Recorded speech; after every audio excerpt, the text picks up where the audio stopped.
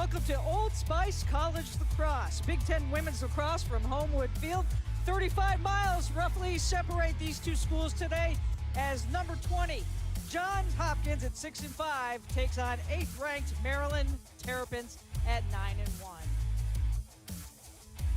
And good afternoon, everyone. Leah Secondo alongside Shannon Stanwyck-Birch. And Shannon, as we look at this matchup today, all eyes are focused on the homecoming return of Aurora Cordingley, or as Coach Tucker likes to refer to, number 45 in the scouting report. Aurora Cordingley played 4 years at Hopkins, broke a lot of records here. She's taking her 5th year at University of Maryland. And today, when Hopkins is looking at her, she is just number 45. She has been sensational this year, leads the nation in points per game, 38 goals, 30 assists, 62% shot percentage, and teams are throwing all sorts of defenses trying to contain her. So Hopkins will have her hands full, but this is what makes Aurora Cordingley so good. It's her vision, her ability to read the game. When she's got the ball on her stick, the defense puts pressure on her, she recognizes it, and then her ability to get her teammates involved. She puts a beautiful leading pass right into space to her teammate Lipkin, who takes it on the run. Great placement, they get the score, and that's what Aurora's done for this Maryland offense this year, which is made them be able to soar, getting everyone involved, and she's making everyone better. And today, a very familiar matchup is going to be on number 45, and that is Jeannie Kakris, her roommate. They're very close, and when I talked to Cordingley earlier this year, she had a feeling that this was going to be the reunion they would have. The two-time Big Ten Defender of the Year in Kakris, and there's no question that they are two truly athletic, versatile, want to beat you up best friends when they're battling on the field. As you see Janine Tucker, who's in her 29th and final season, as she has announced her retirement at year's end at Hopkins, a 5-time regional coach of the year and the all-time winningest coach in program history. On the opposite side of the field, Kathy Reese in her 16th season, 11 Final Fours, 5 national championships, the all-time winningest coach as well at the University of Maryland. Great afternoon, balmy afternoon here in Baltimore. A good crowd on hand. Women in Sports History Day. A bunch of buses pulled in with youths, and we are underway from Homewood Field. It's great to have the sun shining, and this is a matchup that both of these teams, especially Hopkins, has been looking forward to. Big conference matchup in the Big Ten. Hopkins lost 3 one-goal games to Maryland last year, so that's still scarring them a bit. They would like some revenge. And as every coach always tells us, the draw is always one of the keys that's listed, as well as ground balls. So we'll put a check mark on the Hopkins side as they start their first attack. Keep an eye on Shelby Harrison, 23, who was part of that draw circle just a short time ago for Hopkins.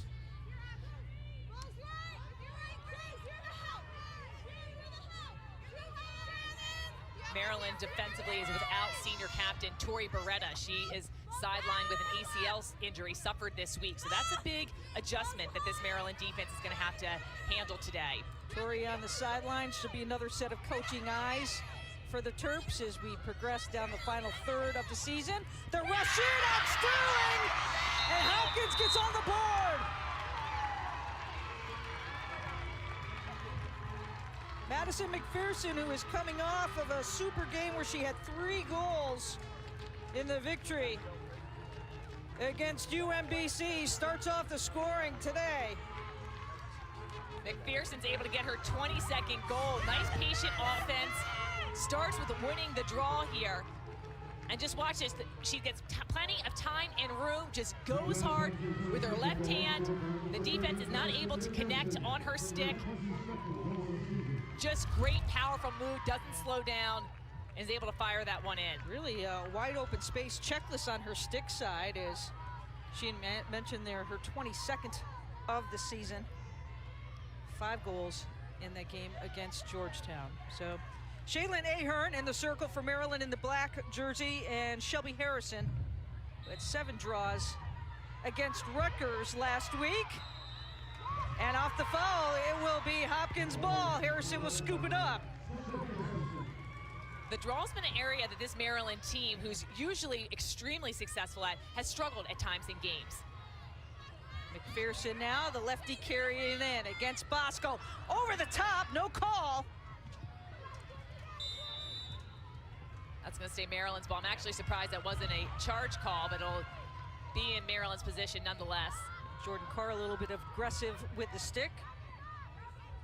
Lamoureux will carry it upfield now. And this is where Hopkins has been exceptional. Coach Tucker took a lot of pride when she spoke with us. Hopkins on the ride and the midfield play.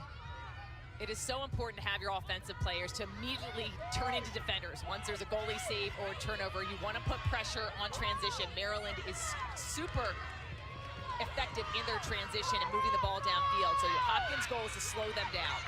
No question what Maryland's trying to do, the 1v1 opportunities, and the response back by Garvey as Maryland ties it up. What an answer from Maryland. Starts with the turnover on their defensive end. And a great job by Shannon Smith just going hard. Her 15th goal this season. Watch this set up again, kind of the mirror image of what happened down for Hopkins' first goal. Just a great face dodge, switches to the left hands, goes hard to score.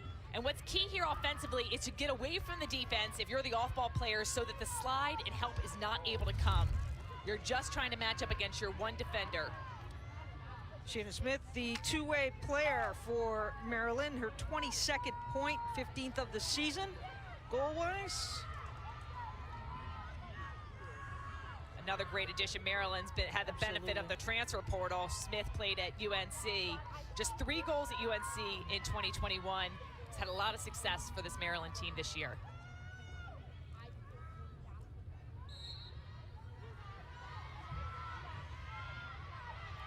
McPherson goes down, loose ball on the ground. And the scoop up. Libby May. Good lock out there. Hopkins now 3-0 on the draws. Here's Ahern. You can see behind the cage, Aurora accordingly without the ball, being matched up tightly. Clevenger will take it back at the foul call. And they'll put more behind. Here comes Clevenger. Second on the team with 14 assists on the year. Look out, over the top is Libby May, 2-1, Terps. That happened fast. A little deflection, and that's able to bounce Maryland's way. Libby May gets that unassisted goal, just goes hard, great awareness. Last 2 games, she's had 6 goals and 2 assists. Watch as the pass goes inside and gets deflected off the Johns Hopkins stick, and look at Libby May with that awareness, takes that ball in stride, dodges all the defender's sticks. Excellent job getting into space. Nothing Kat Garvey can do to try to stop that one. Got the friendly visiting bounce there on the scoop, and the continuation to the goal for Libby May. And the offensive players have an advantage there just because they're looking at the ball. She can anticipate that. The defenders were trying to see both, and it was hard for them to adjust to get in position to get that ground ball.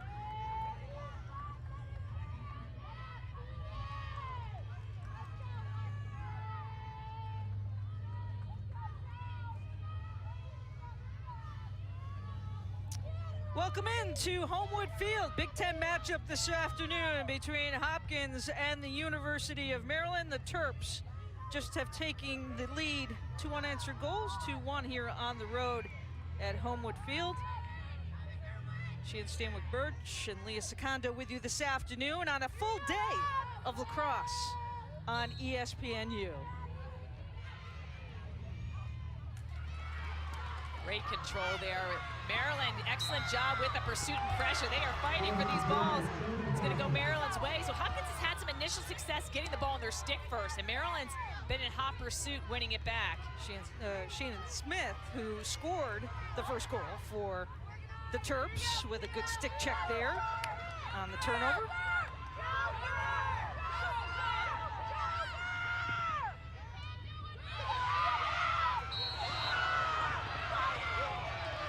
A little bit too aggressive were the Terps on that play.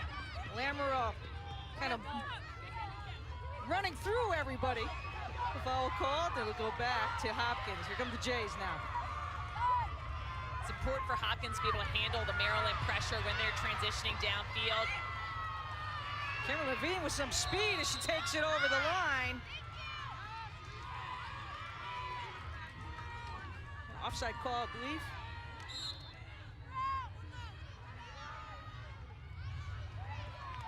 Good job by Levine, just running hard, staying away from the sideline, giving herself a little space. We'll see what Hopkins can do here.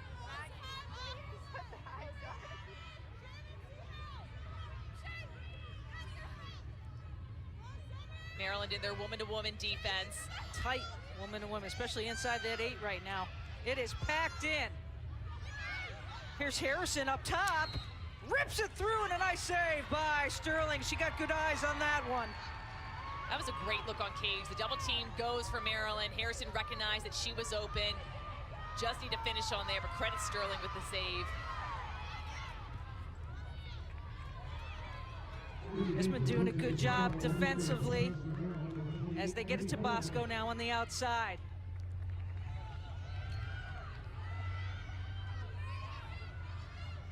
Some room here for Griffin.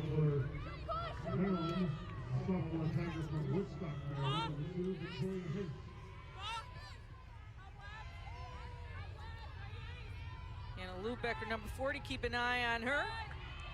With the ball right now. Switches hands. Little stutter draws the defense.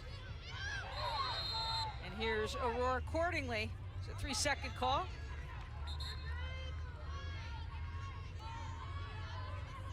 That's going to set an 8-meter up for Cordingley. Cordingley, no doubt, take a big breath here. Good spot.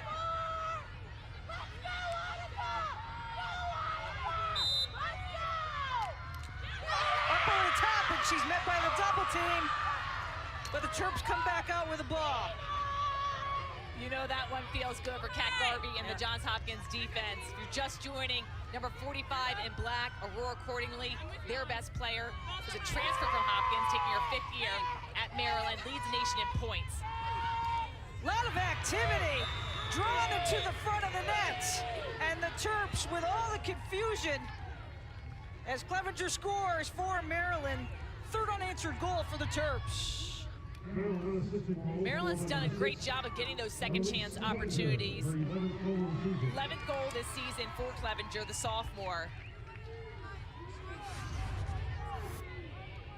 It's almost like once Hopkins makes a stop, they need to make sure that they reset and maintain the focus. Clevenger splits through, right through the double team, does a little pump fake that causes her defense to just hesitate ever so slightly. And Maryland on a 3-goal run. Over the last 3:35 for the Terps.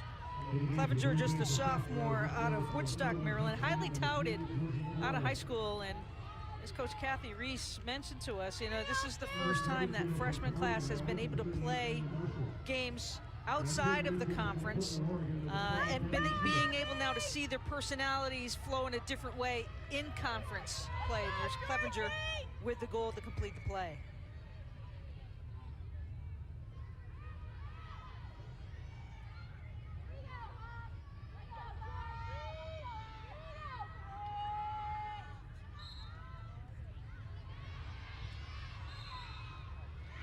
Good pickup by Shannon Smith.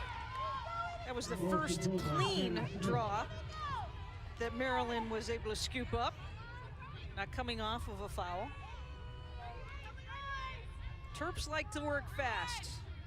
Hopkins looking to slow them down any way they can. Ahern sliding inside. Good news for Hopkins is that Aurora Cordingley has not been involved in the scoring. Bad news is that they've had 3 other players chip in to score. So the other surrounding 6 players are doing their part while Aurora Cordingley being marked very tightly. Nice job by the defense. Ball will be retained by the Terps. That should be a crease call. Great call by the officials back there. The offensive player cannot go into that crease goal circle area with their feet, and Cordingley just slipped inside.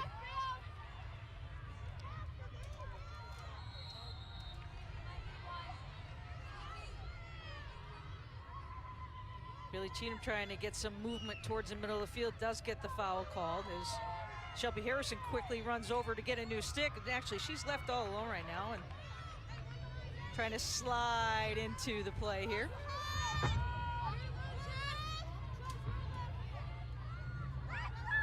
Hopkins won the opening draw as the foul was called, took it downfield, and immediately scored.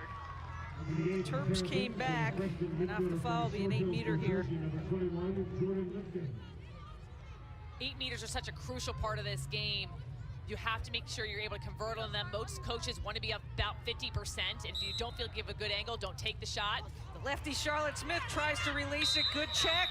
Sterling's out of the cage as bodies are flying. Be Terps ball. Sterling with a great job. It's awesome when you have an active goalkeeper that goes out, that fights for possession, and doesn't get rattled under pressure. Up, and a turnover. Hopkins gets a second chance here. They got to be able to convert.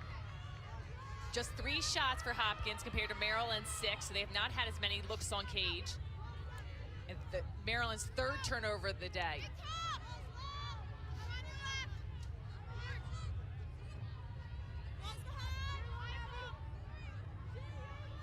13, Keegan Barger into the lineup, right at the top of the 8 right now.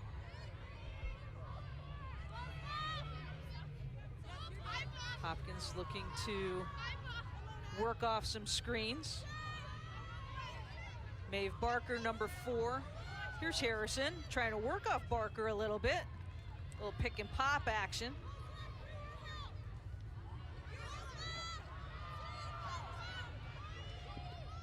Good defense by the Terps, up over the top.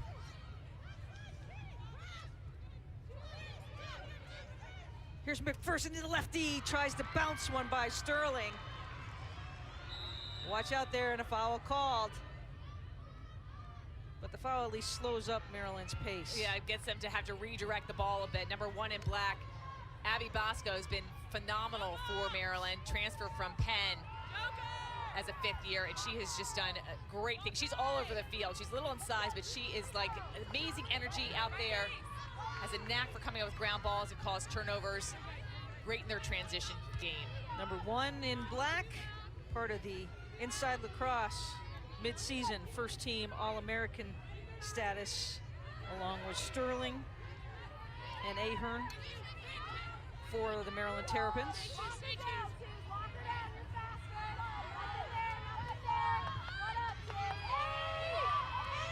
Lubecker, little shake and bake, brings it back out. Nice slide over by McPherson to help out. Hopkins doing a nice job with the slides and then recovering back to their players. Patience as the cheers from the Hopkins fans. They do a nice job inside 20 seconds now on the shot clock.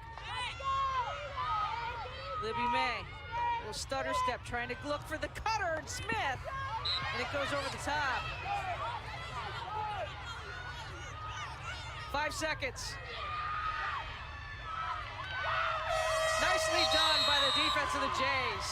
And you can hear the sideline for Hopkins erupting. That was a risky play, trying to get the ball back in the crease. But heads up ground ball.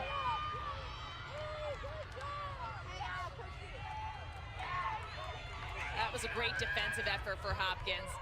Let's see if they can handle the pressure of Maryland. You can just see the swarming black jerseys making it difficult. In the women's game, you have the full 90 seconds of the possession clock to get it.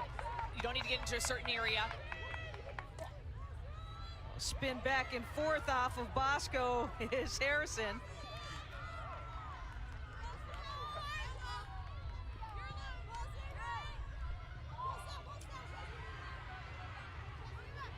And a nice job off of the turnover for the Terps. Maddie Sanchez is there. What a check by Sanchez. Just good positioning with her feet. Goes for the stick check, able to get possession. And Maryland's now in transition. They've got numbers.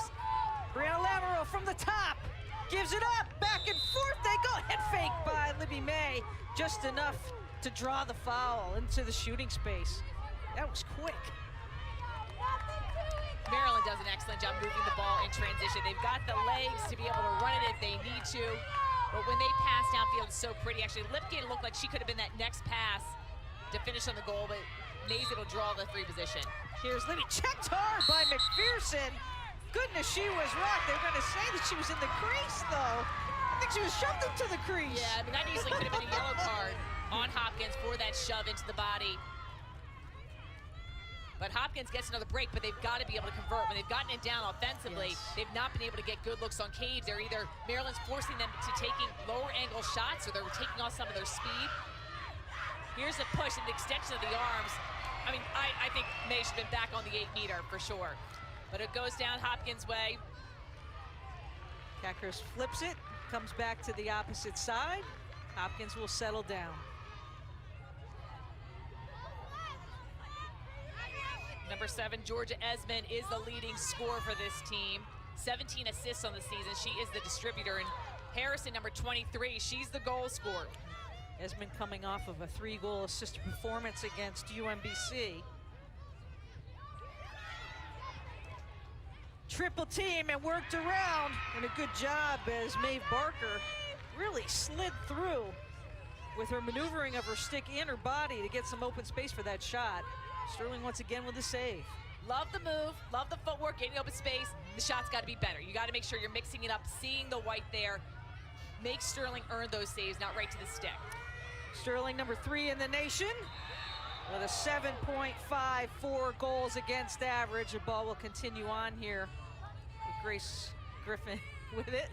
And Griffin saying, you know, a little bit too close. I need some more space here to work with. Which you can do. You can do the quick starter. You can actually take your time and say, I want the players to be 4 meters away. That was a nice take, and Maryland gets the rebound. Full day of lacrosse action for you.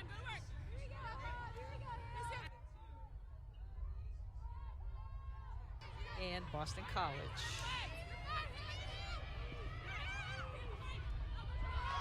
Smith bounces off of her stick, but scooped up there by May. Still plenty of time. May sliding through. She has space on the short side. Nice job by Kat Garvey. Kat, graduate student as well. Coming off of a 13-save performance against UMBC. 9.60 goals against average coming in. Here's Cordingley now. Oh, and a slide through and a foul on a push on the backside. Ball should be retained by the Terps on the 8. So Clevenger getting knocked flat to the ground. Maryland was fouled a lot in their JMU loss, and one of the things that Kathy Reese attributed their loss to was their ability not to convert on the 8-meter. They were 1 for 8, but had many more opportunities that they decided not to take. Good little flip. And the score. Nice job giving it up on the assist there for Clevenger. And the second goal of the afternoon for Shannon Smith. What a pretty play there. Great vision to pass out of that. Maryland's able to score 4 straight. Clevenger with a pass to Smith, and she gets the score. Maryland's up 4-1.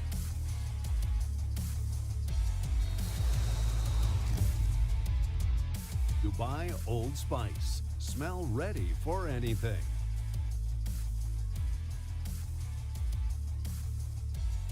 Roar Cordingley back home, was number 45 at Hopkins and took her 5th year at the University of Maryland in Shan. She is on pace to break 2 different, at least, single season marks at the University of Maryland, one of several transfers that have really brought this team up to another level of the level. Maryland's been lucky to have transfers over the last couple years. Throughout their program history, so much success, but this year with Cordingley Bosco and Shannon Smith, they have done a phenomenal job just inserting themselves in and really being welcomed by all the teammates. The coaching staff and players have had rave reviews, and that can be tough. You know, different teams around the nation are all dealing with the transfers, a lot of that with that extra COVID year and players opting to take the 5th year, but oftentimes just moving because it's the right decision for the players. But you would insert yourself in a new team, and sometimes it's not an easy welcoming. Mia Fernella will go into the draw circle now. A little bit of a change up as part of the depth that Hopkins has in the draw circle position. She has emerged as one of the players to go to. And the bouncing ball continues on. Lubecker, Hannah picks it up. Had a space for a second. Excellent job by Hopkins getting into the hole there. Lubecker with a head of steam is very tough to stop. They were able to get in there, slow her down. And watch Courtney behind the cage. She's dangerous, a threat to score or pass. The shot clock is off as we are approaching 30 seconds to go here in the first. Libby May peeks up at the clock at the opposite end of the field.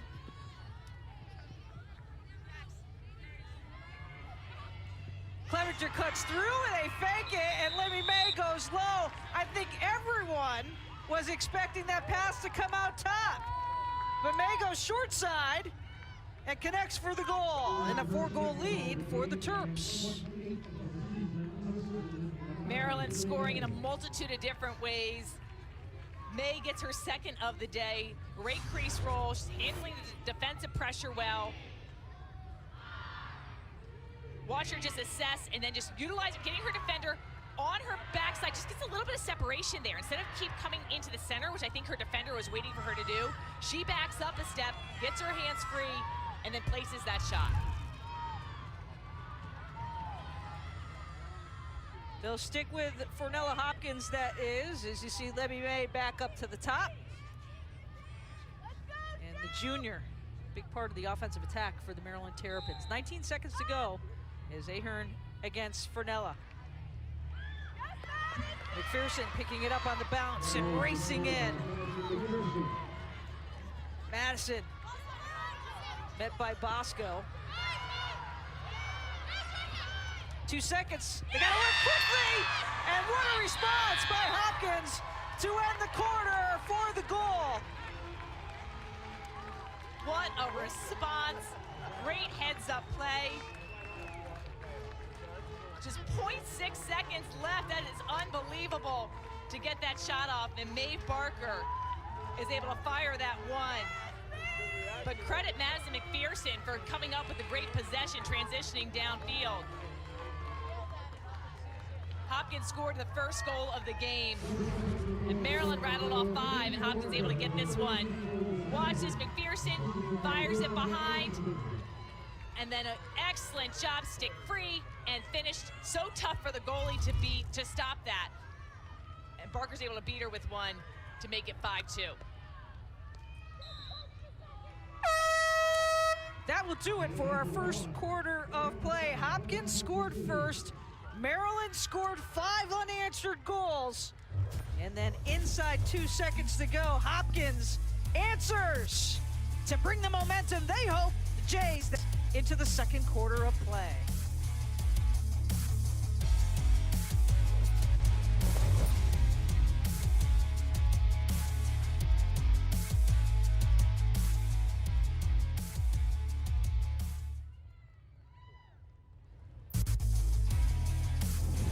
Old Spice College Lacrosse, Saturday afternoon. A full lacrosse action here on ESPNU. Homewood Field, Big Ten action as we take a look at the Big Ten women's lacrosse standings to this point this season. And Northwestern has kind of merged just a little bit. Maryland right there, the top 4 will go to the conference championship this season. Which a lot on the line. You get into conference play, and so much matters in terms of making it in to the top 4 to make sure that you get into the Big Ten tournament, which has an automatic qualifier for whoever wins that to get to the NCAAs. And also just for your resume, the Big Ten is a great conference. So even if you don't manage to win the automatic qualifier, you want to make sure you boost your resume to get in that large bid. Maybe deceiving that 6-5 mark by Hopkins. They have the 3rd toughest schedule in the country at 6-5, and as she just mentioned, the Big Ten Conference this season, the parity, no doubt, is some of the best that we've seen in the conference in a long time. And a key thing which a lot of teams are struggling, both men's and women's, you need to make sure you're above 500 to get an at-large bid. Make sure that those wins and losses are even, because every game matters at this point in the season. Great pickup here for Johns Hopkins. Number 42, Jordan Carr. Hopkins has struggled, though, just trying to get a great score to finish that first quarter, but transitioning downfield, a couple costly turnovers, and getting good looks on Cage. Need to make sure they take higher percentage shots.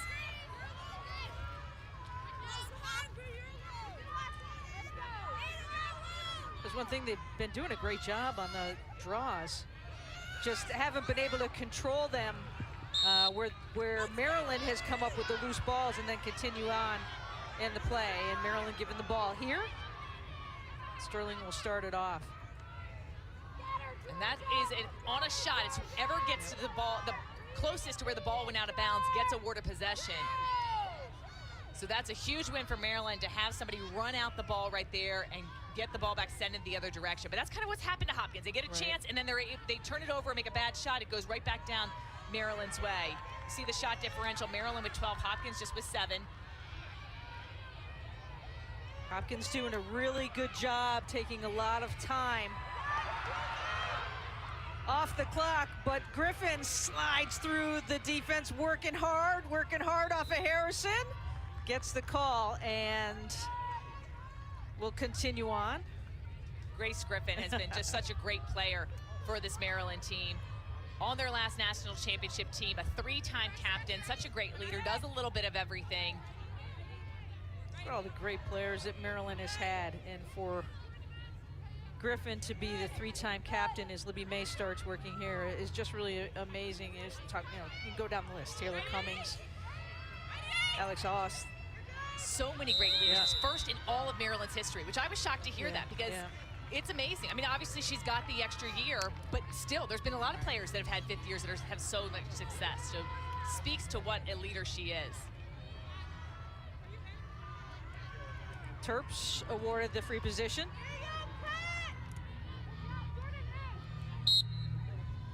Lubecker goes low and bounces it in.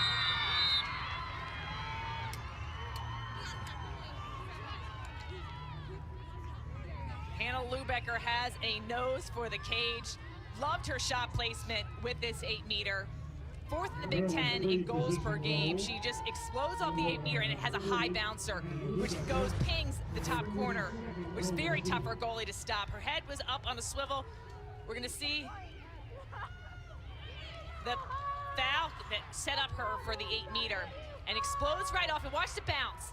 So just a nice high bouncer, pings the top corner, causes Kat Garvey to go down low.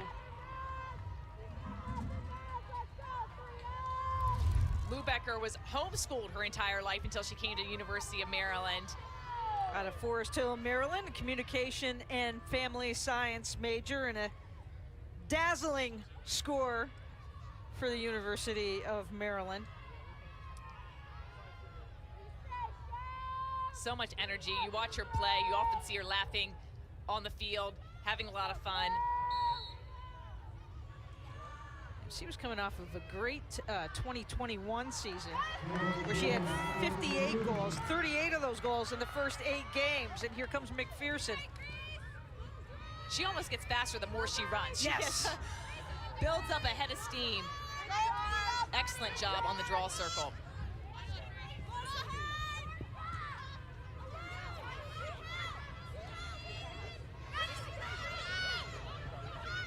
Great double team for Maryland.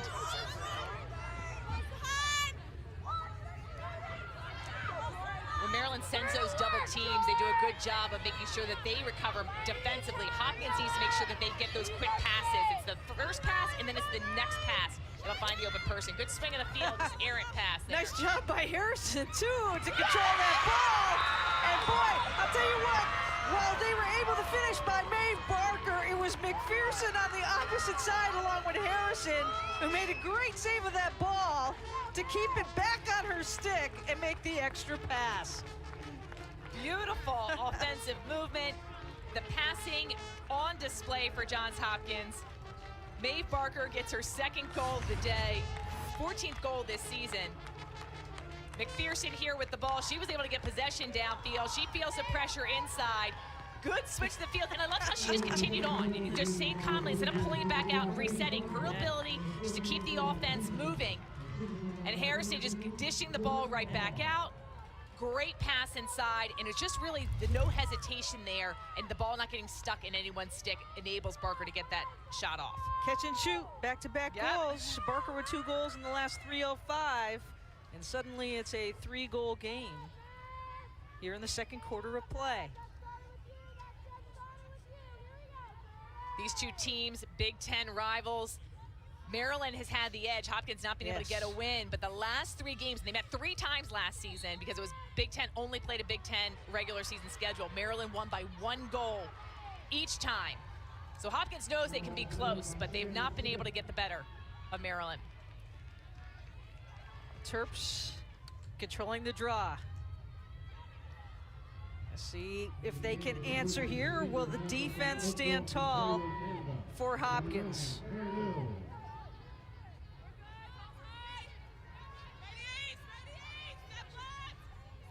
Aurora accordingly on Maryland, held to just 1 shot.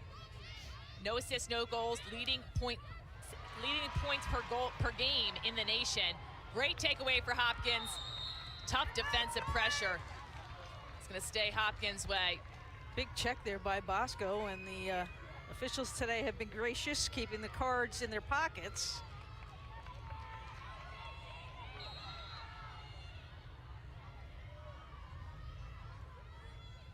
Getting very physical in the midfield area. Turnover 7-5, Maryland.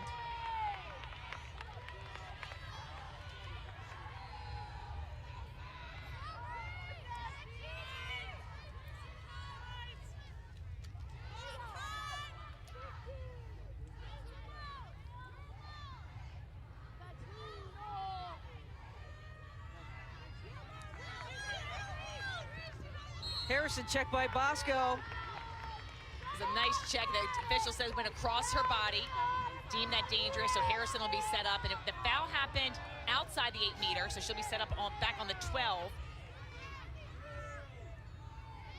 Trying to move Grace Griffin over.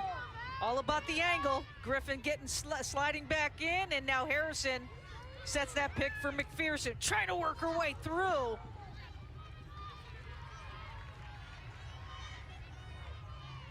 Great collapsing defense for Maryland. Hopkins not able to draw the foul there.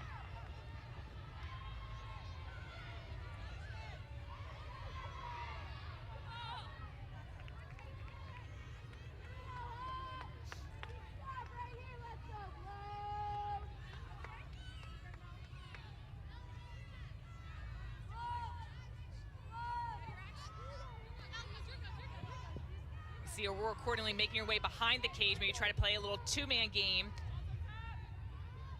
Not too many touches though for number 45 in black, who's back here at Johns Hopkins after a successful career, and the shot is a little bit wide by Lubecker. Retained, scooped up and on the ground, and scooped up by Kat Garvey. Good scoop by Garvey there. If you are Maryland, you got to be happy. Obviously, the focus is on Aurora accordingly. Right. She's one of the biggest names in women's lacrosse this season. So defenses are going to focus on her. So Kathy Reese and her staff need to make sure that everyone else is able to step up and score. They've been able to do that today. And you don't want to have too much focus on one player. And I think Maryland has always done a good job with that. They've had star-studded players, something that people try to face guard, and they don't let the game revolve too much around that. Right. And a nice job. You got your best friend, Jeannie Kakish, Chris, working against you today defensively. So a little bit more of a challenge, a player that knows your tendencies. The whole team. It's hard when you are coming back to play at a school you had a great time with 4 years, I'm sure accordingly. Mixed feelings getting back on campus. It's great to see all these familiar faces, but in the end, you want to win this ball game, both sides. Nice job moving the ball around are the Jays right now. They got plenty of time. As Clara Mills was the closest to the ball, so she'll retain it. Looks like they're going to clear out and take this matchup.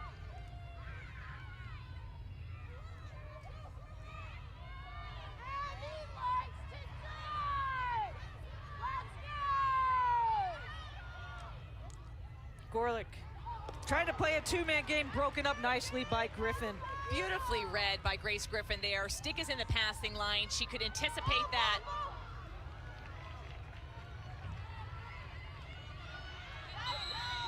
That was a nice pass up to Ahern. Works hard to get it back over the line.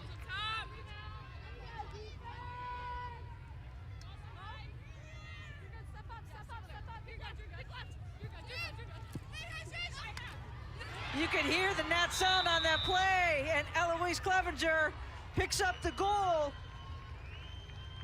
And that's her third of the afternoon. Great take. Kat Garvey comes out trying to actually help him play defense, gets outside the crease, but then gets out of position. Maryland's done a good job of reading what the defense is giving them and finding the seams. Clevenger goes to Cage. Kat Garvey comes out as an extra defender, but Clevenger reads that and slips one in. Maryland's up by 4.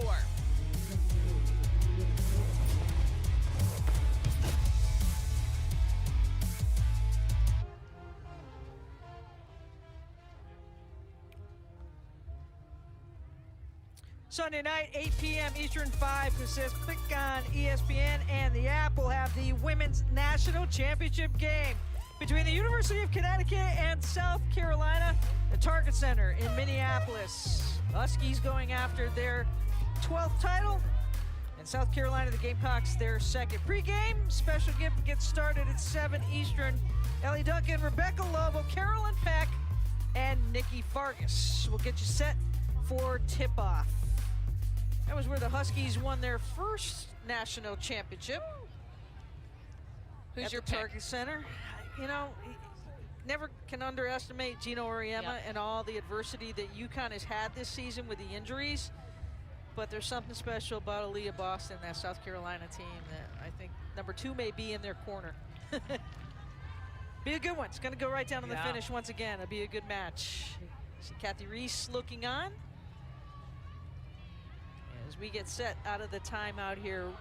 That the one thing from Maryland that I've noticed from what Coach Reese was going to talk to us about earlier in the week is she said that the team wanted to go.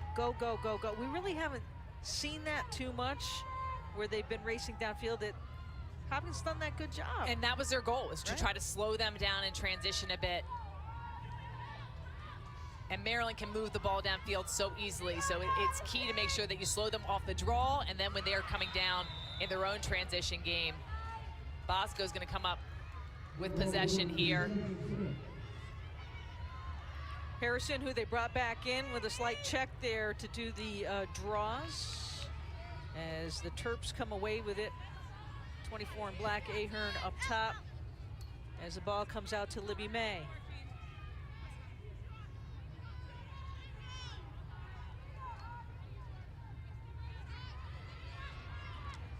Victoria Hennish, number 2 in black, into the game as Clevenger cuts across, and quickly out of the timeout, it's Ahern with the goal.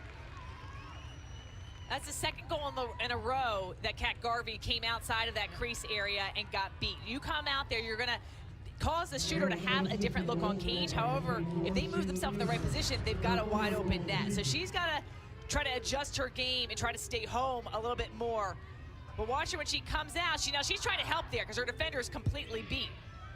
So credit her for recognizing that her defense needs help to come out there, but then you got to have to adjust. And would you rather take the shooter coming across the crease and looking at you, or forcing them to shoot by putting in a little bit more pressure?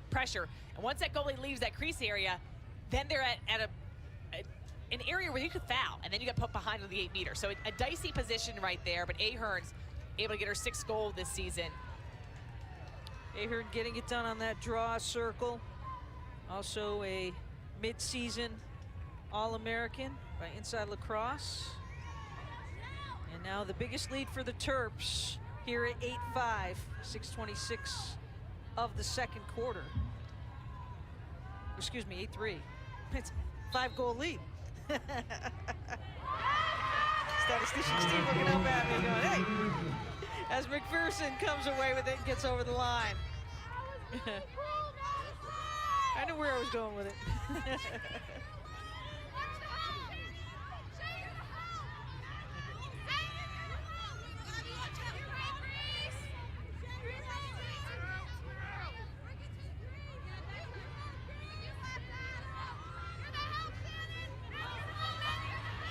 Mcpherson.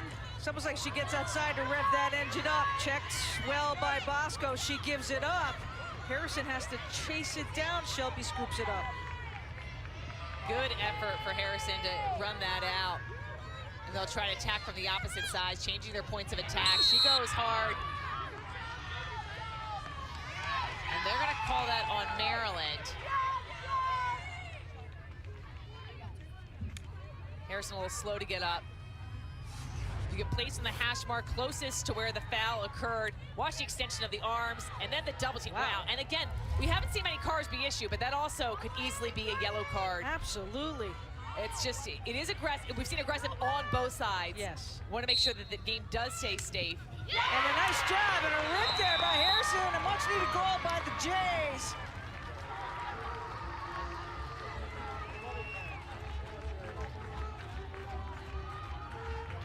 Harrison is the leader in winning those draw controls, also the leader in goals scored for Johns Hopkins.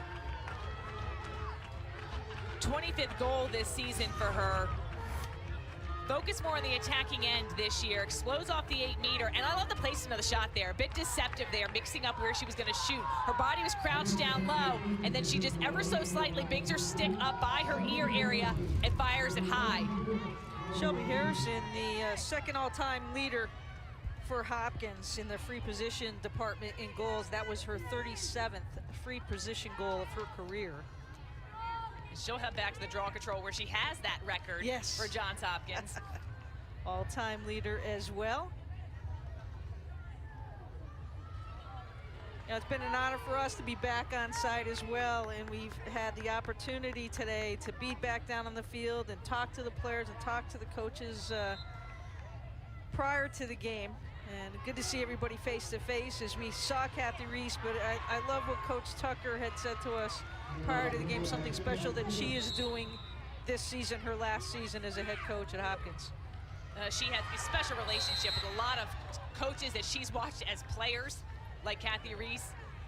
And she said every coach that she's going up against, she's writing them a little note. And just, you know, it's your fierce competitors on the field, but there's a lot more to this game. And all these coaches have a special place in their heart. You make these memories and bonds, and that's just so nice. Coach Tucker is one of the most thoughtful people out there, and her players love her, staff loves her, so well respected. Her last year until she goes into retirement from coaching. She's going to be active, I'm sure, in doing many other things, but from retiring from coaching Hopkins, and she really wants to make this year special for everyone around her. Yeah, it's special about growing the game, and you know, and the one thing that I took away from it was, you know, it's important for us to, you know, we want to beat whoever we're playing against at that time, but growing our community and supporting our community, and she's supporting her fellow coaches with that simple, just that simple note that you never know what somebody has going on in their day, and certainly very uplifting as well. Hannah Lubecker now trying to work as the shot clock is down. And the ball will go the opposite way. Good defensive stopper by the Jays.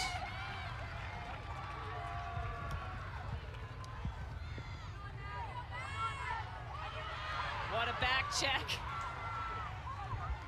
Sophia Antonopoulos saw that and wanted that check, and it's going back Hopkins' way. Back and forth. Love it, as Lubecker has it taken away. Bailey Cheatham with the play there.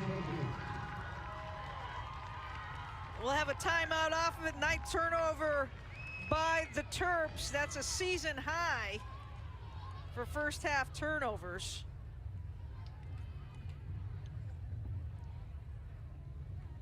Hopkins still in this game. It's really just offensively is where they've struggled, just trying to get more and better looks on Cage and trying to stop Maryland defensively. They've had a couple miscommunications and breakdowns, which have allowed Maryland to score goals easily. But a hard-fought battle. It's a full day of college lacrosse for you here on ESPN2. The men's action, of course, on the U. Syracuse and Notre Dame, Duke, Carolina. Boy, Duke, Carolina poop, Duke, Carolina lacrosse. We got it going for you, as well as women's action as well. Virginia Tech and Boston College over on the ACC network at 4 p.m. It's great. We're in the heart of conference play for lacrosse right now. Every game matters so much. Heading down the stretch. Yeah, it's crazy. And every coach we talk to, I feel like they keep saying that, like, can't believe it's April. I can't believe we only have this many games left. Yeah. And you got to focus on what's guaranteed. Everyone's trying to earn their spot into their conference tournament. Each conference does it a little bit differently. The ACC tournament for women, every team's allowed to be in there. Right. It's going to be down at Notre Dame. It's going to host the first round to the semifinals, and then the championship is at the highest seeds host location. But the Big Ten is just the top 4 teams get in. That's right. A little bit different setup for ACC play as well as Big Ten championship play, as they'll go to 2 weekends for the ACCs. Which could prove for a lot of travel. We'll see. UNC and BC met a couple weeks ago for a big 1-2 matchup, and UNC got the better of BC that day. So it looks like if they win out their rest of their conference schedule, that they would be the host of the championship. But it's a long stretch of travel, but really exciting as you get into any type of championship play.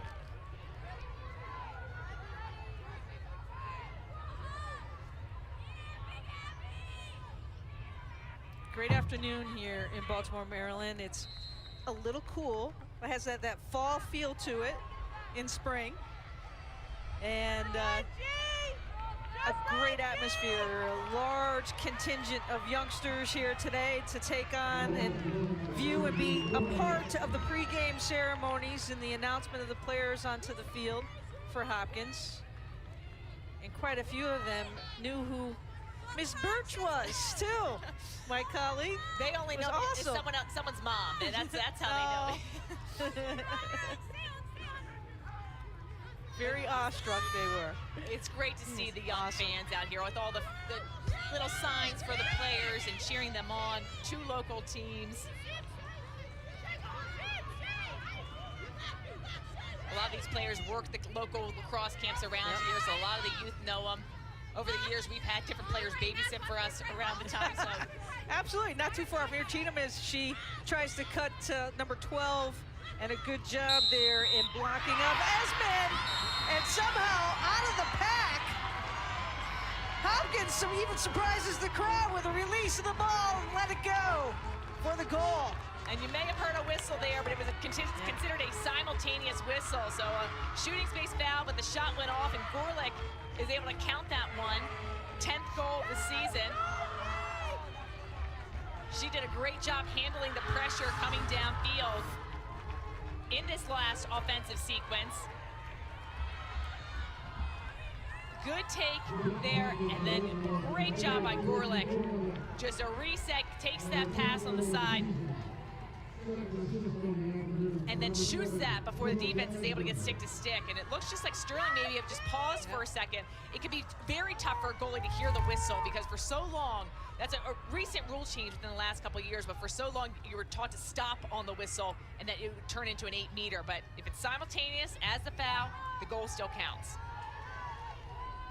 First time Hopkins has scored 2 goals unanswered. And creep back into this game. Now just a 3-goal deficit at 8-5. Draws have been very close today.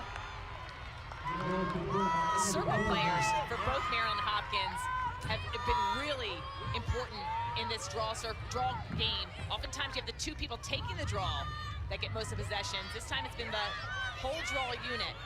You hear the crowd kind of roar there a little bit. They felt the possession coming, and a nice job by Sterling to hop on that one, smothering it so Somerville could not get a second opportunity off of the shot. Comes Smith over the line. She's got a little bit of room to work. Gets it to the outside.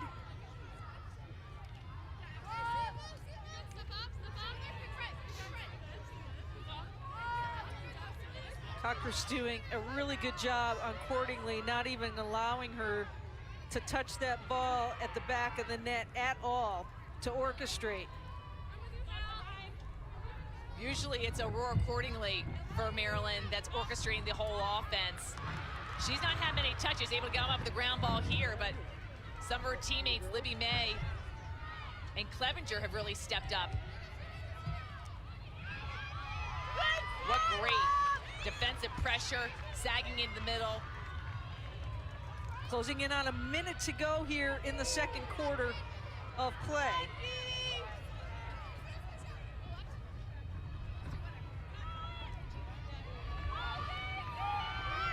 Great defense by Janine Tucker, Courtney's former roommate and teammate. Smith What a has stop. turned away somehow and ricocheted off of Garvey into the right hands of Levine. What a stop. I don't know how that clear went in cleanly. Excellent job by Garvey. Here comes Harrison, full steam ahead. Gorlick can't hold on, scoops it back up.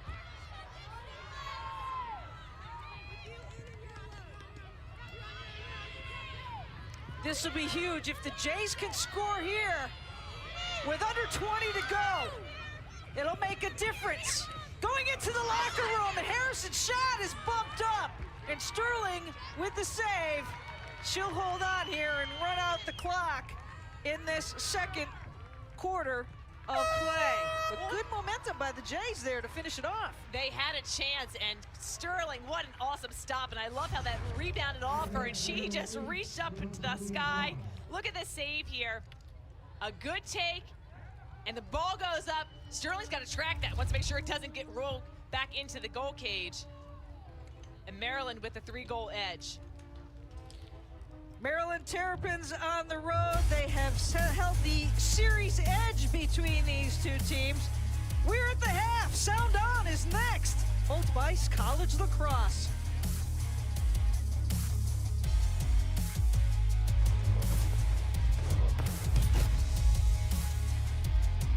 They've had 3 losses that have come after the half and been really in every single game that they have been in, those close losses especially.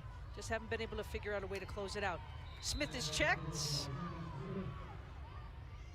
And again, still no cards coming out. That was a soft check, but We've they're seen a letting him couple play. hard ones, yes. Yeah. Seen some aggressiveness out there on both sides. So Hopkins actually scored first in case you joined us late, and then Maryland got on a roll. 5 unanswered goals, and then Hopkins has come back late here. And unlike the start of the game, Libby May, who actually got the scoring going for the University of Maryland with the first goal of the game, starts this third quarter with a goal. She has been all over the place, gets her 3rd goal of the game. Featured her in some of those halftime highlights. Maryland's been able to pick apart some of the looks here that the defense is throwing them. Good switch to the hands for Libby May, and love how she just slows down, goes full head of steam. Those last couple steps, she takes her foot off the gas just a little bit so she doesn't go into the crease. Great placement of the ball. And a score in 30 seconds for Libby May, and scored in every game this season. High percentage for Libby May. 3 goals off of 5 shots, and been a part of every scoring attack as Shaylin Ahern and Shelby Harrison, 2 of the best at the draw, get set to go here off of the goal. Yeah, it's a good wide look here of the whole draw team. 3 players from each team. The 2 taking the draw, and then you have 2 other players on that draw circle. And Mcpherson for Hopkins has been phenomenal coming up with those draw control wins. McPherson speedy to take it in. That was almost borderline that it didn't get up, but it was almost rocket parallel, which it would have come back. It would have come, yes, Yeah. or they would have gone, now the new rule, it would have gone to whoever the officials deemed was in error. Ball's got to go above the shoulders of the players taking it. This Maryland defense, they suffered a blow this week when their captain, Tori Beretta, tore her ACL, which she announced this morning on TikTok. And it's been, she was the 2nd leader in ground balls for Maryland, so impressive that this defense has been able to play so well. Another great stop. The defense is really forcing Hopkins to take some shots that they don't necessarily want. I think McPherson wanted to get in there another step or 2. Hopkins closes in, forces her into the shot earlier, and Sterling's able to make that save. Rena Lamoureux, who early on in this game, we saw this type of quick movement as Lubecker races in, tries to go low, foul called ahead of it, ahead of that shot. It will still be retained by the Terps. They want to discuss it now. They called a shooting space violation, but then she released a shot afterwards.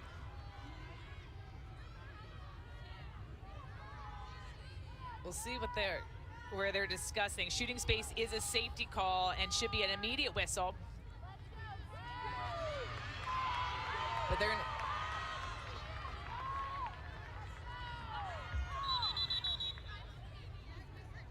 it's going to go back to Hopkins, back into the goalie to Kathleen Garvey. So they said the shot got off before the foul was called. That's what I'm gonna assume. This is when I wish we had them mic'd up to figure out, but she definitely got a shot off. So negates the foul, and Hopkins now feeling the pressure from Clevenger, who has also been a big part of the black attack for the Terps. Nice job by Hopkins staying loose and free. Probring.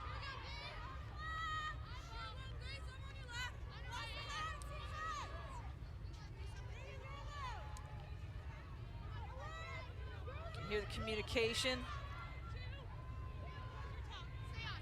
soundly on the field of both teams.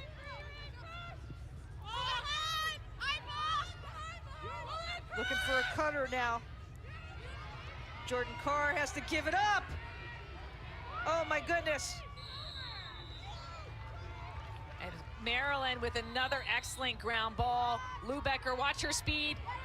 Lubecker has May ahead. Oh! Somehow May's able to come up with it. Lubecker almost had a great connection, just passed behind May. But Maryland's able to maintain possession.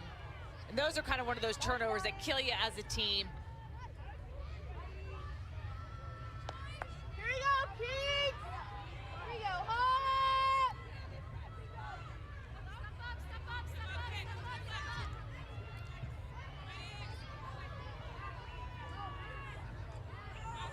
Victoria Henson in the game, number 2 for Maryland on the attack now. You ready? As they'll try to open things up and let Lubecker work. Get up, go! Maryland, that went off the goalie. It will be a reset of the shot clock, back to 60 seconds. Accordingly, trying to work on her best friend here in Cochras. Yellow is up. They're going to call her for an illegal check into the body. But Kakras, look at the footwork there. Accordingly, is so shifty and fast. She got set up on this hash mark in the first quarter, wasn't able to score. She's shooting over 60% on the season. Not able to get a shot off there, but very smart not to take it if she didn't feel like she had a good look on cage. Griffin. Nice job recovering there by Hopkins defense to force that ball back out. May. Oh, that ricochets off the post. They're going to say Maryland stepped over, trying to get that ground ball, so Hopkins gets a lucky break here.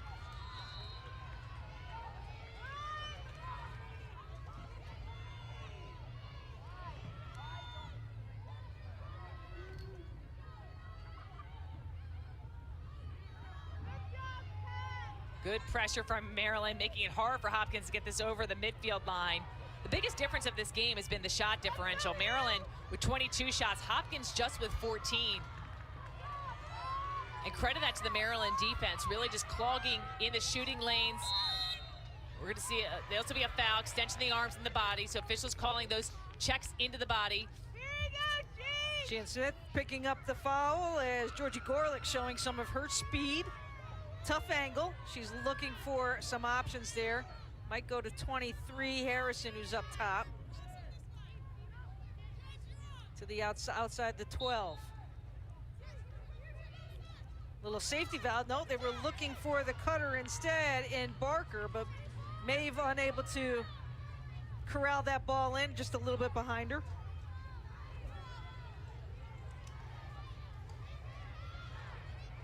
So Hopkins will look to reset. Good double team.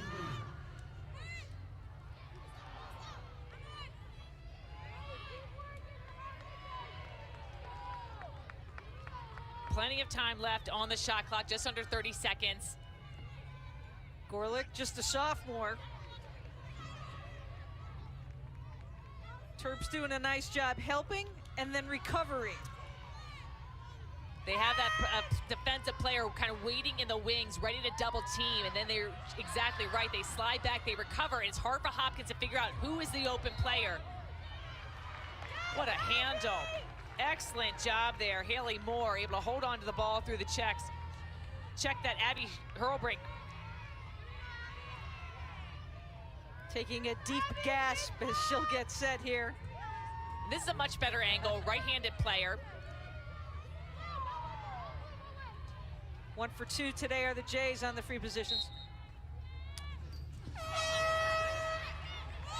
Off the post again, but that will reset the shot clock, so a fresh 60 for Hopkins. This is really when you want to work the defense. You've had long possessions, the defense is getting tired here. Make sure that the off-ball players really cutting through, making the defenders work, keep them honest, get them tired.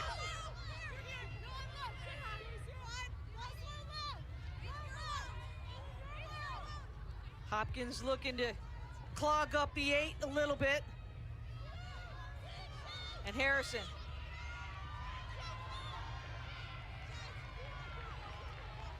There's the double team again. Maryland has done an excellent job putting pressure on the ball carriers. All about the communication. Shot clock. Inside 10 now.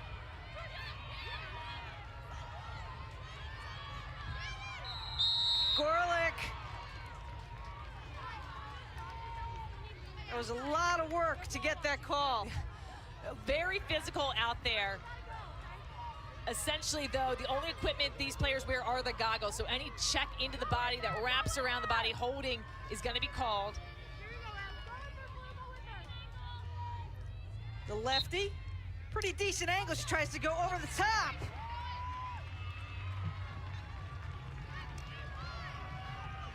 Not the best shot there. Want to make sure you get a better angle in there.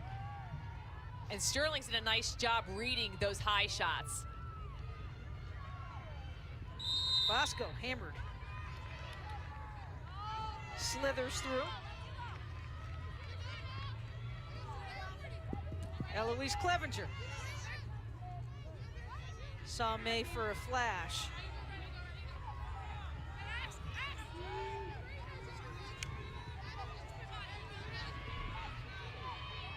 Accordingly, denied. Great job defensively for Hopkins. Janine Tucker with the footwork, going over the goal cage, not getting tripped up. Here comes May, trying to work herself to the outside. Flag is up, to the head. May gets set up again with an 8-meter. Not a great angle, but not a bad spot. Especially for a right-handed player, if May's able just to get herself to the left-hand side of her, that gets her stick hand, her strong side free, and that's exactly what she does. Not able to finish. Excellent stop there for Garvey, but beautiful move to cage for Libby May, and a much-needed stop for Hopkins.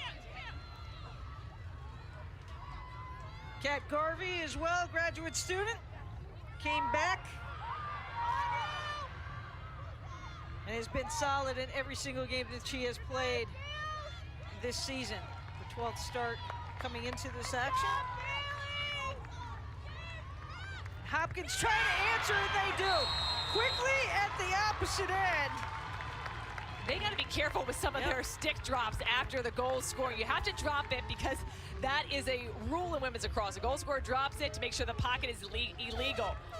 But you got to make sure you don't hit anybody with it. But Hopkins with an awesome goal.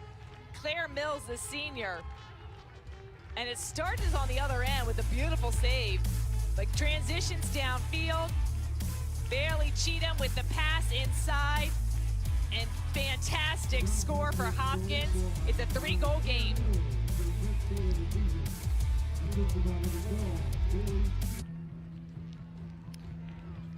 Jeannie Kakris has had the defensive prowess around Aurora accordingly today, and only one shot for the stellar player, offensive player for the University of Maryland, and former teammate and best friend, up 2-1 for the Jays. They were roommates. They used to play each other in practice all the time, so very familiar with each other's strengths. But Kakris, look at the footwork here, making contact with her player, just looking at her hips, going for the check when she needs to, and limiting accordingly just to one shot. Accordingly, who leads the nation in points, is averaging over 10 shots per game. And you see them together, teammates from 2018 to 2021, accordingly telling us that she talks to a lot of her Hopkins old teammates all the time. Very close. Today's all business, though, and this was a matchup that they knew was going to happen. Sometimes your toughest opponents are the people close to you because they're your best and toughest critics at the same time. So former teammates having some fun on the field this afternoon, and Jeannie has gotten the better part of it so far, as Aurora accordingly's only shot came off of a free position back in the first quarter of play.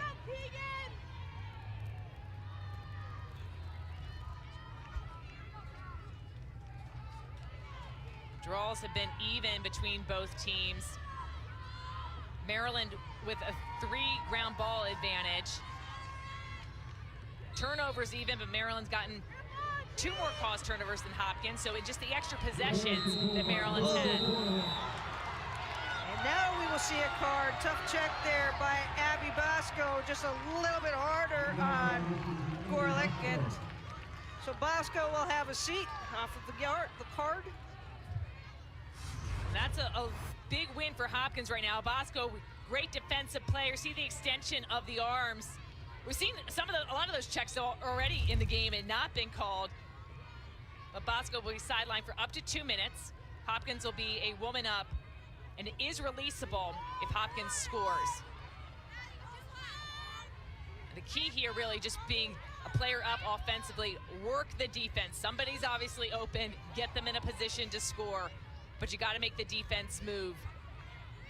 Sharp with the passes. This is not a situation where you want to be turning over the ball, and there have been a couple of opportunities early on, especially for Hopkins, where they got some good looks, but then turned it back over to the Terps. So watch that ball all the way in and see what they can do here against Maryland with the player up.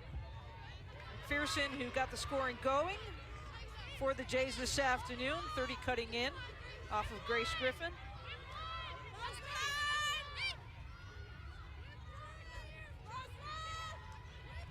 Claire Mills, a shaded double team inside the 8. She seems to have a friendly person cutting behind her once in a while. And the cut through, Esmond had a good look, trying to work off Claire Mills.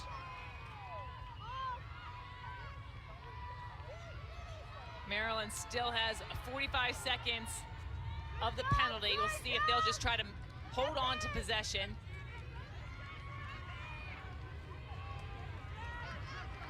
Hopkins, I think, could be a little bit aggressive. You don't want to force. There's plenty of time left. There's still 5 minutes to go in the third quarter. But you need more chances on your offensive end.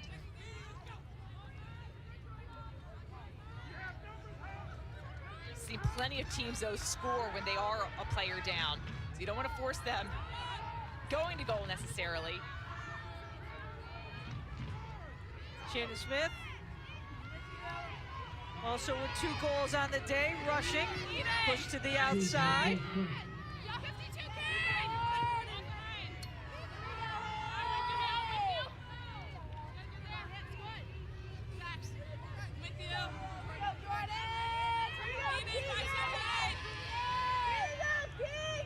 Jordan Lipkin, 21 in black in the game for the Terps. May releases up top. It's a loose ball in front.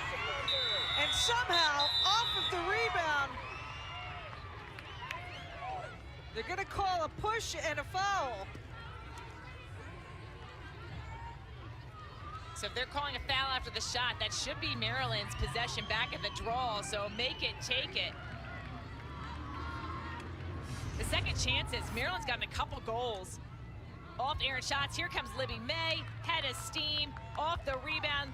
Lipkin gets the shot. Let's see if we can take a closer look. It's hard for me to see the foul. Off the release, and Lipkin actually went low. And Cameron Levine had her stick just low and kind of rolled into it. That's where it appears the foul was called. So Lipkin with her first goal as she shortly came in to the play and being in the right spot for that rebound and the putback, her first goal of the game, and the Terps up by 4.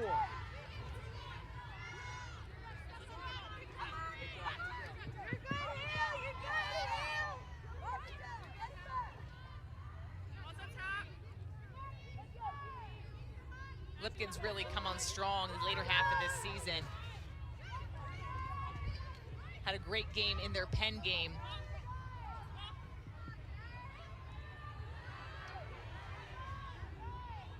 One of the players who Coach Kathy Reese has said that she has gained a lot of confidence as the season has progressed. Her shot is low and gathered in there by Kat Garvey.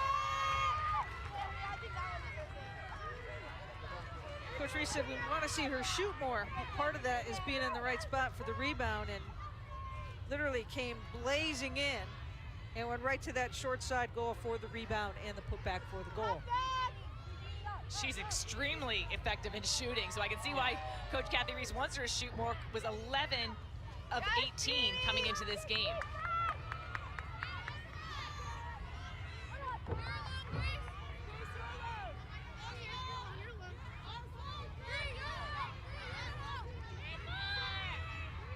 So Hopkins really, when they get the looks on cage, they've got to not shoot to Sterling's stick. Even shooting low, they've had better success. Get the rebound here, or the restart here with running out the shot.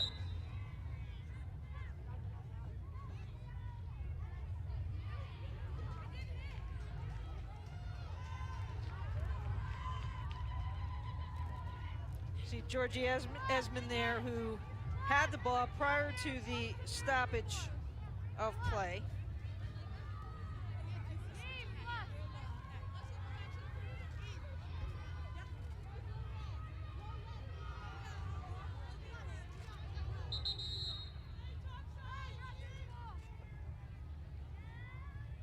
And after all that long delay, are they calling an offside? Oh, there's a ball on the field. Errant ball on the field.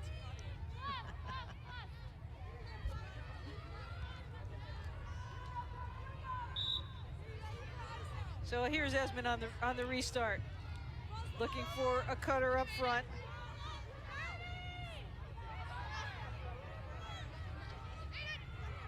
Esmond trying to set a pick. Gorlick goes short side, bounces off of Sterling, and picked up by Maddie Sanchez. The outlet, Brianna Lemery with some room. Pushing it up. Will the Terps force it? Ahern.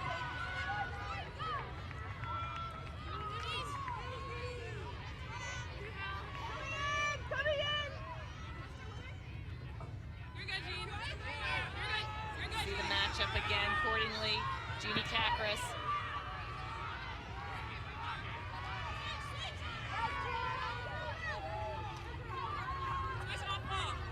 May has plenty of room. And a 3-second call.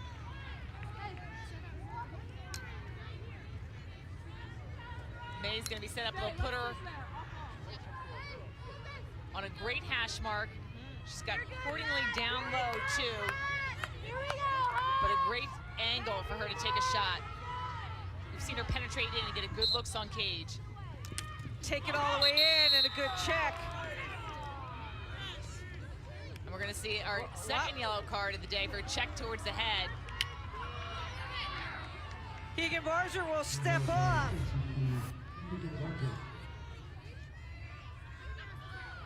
And yes, the extension of the pole hits Libby May in the head area. So now Maryland will be a woman up for up to 2 minutes. It's releasable on a score, so this penalty would carry on into the fourth quarter if they opt to hold possession, or they just take the goal, which is a great idea as well. Straight up against Kakari, the flip back out. To my side! To my side! Lipkin cuts in front. Libby May's wide open for a flash of a second there.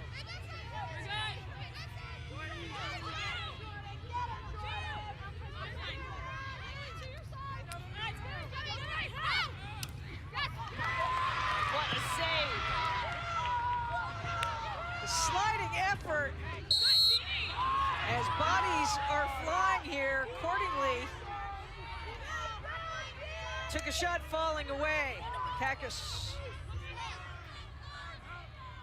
will be away from Cordingly. Closer to Libby May on the restart. Look out! Lipkin forces the shooting space violation. Beautiful job by Maryland, just moving the ball quickly, drawing the fouls.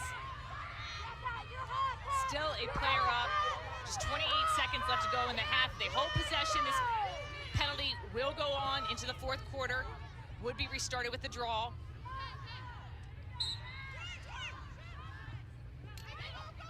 May steps out, little hesitation, looking for Clevenger, and on the spin. And now Maryland's gonna go a player down for a dangerous follow through on the shot.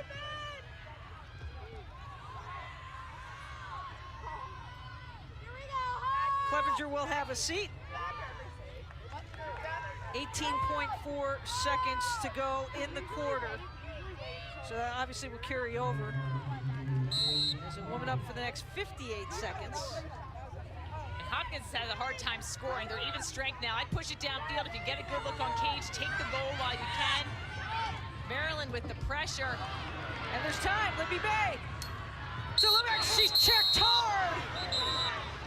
And we're gonna yellow cards. So if the officials not handling a lot of yellow cards, they are coming out now, the cross check. Haley Moore is gonna be sidelined now. The box is getting pretty full right now for both teams. But the extension of the arms, I like that, especially because you wanna make sure, you wanna play clean, you wanna play safe. Good call by the official right there. Accordingly, gets put on the 8 meter. Not scored today. This will be her third shot of the game. Off of the restart. Rips it low and bounced in for the goal. Aurora Cordingly with 1.6 seconds to go in the third quarter of play. You know that feels good. She just lets that one rip off the 8 meter after taking the hard foul. Been limited in her touchings, in her scores today. 39th goal this season. Beating her point total from last year.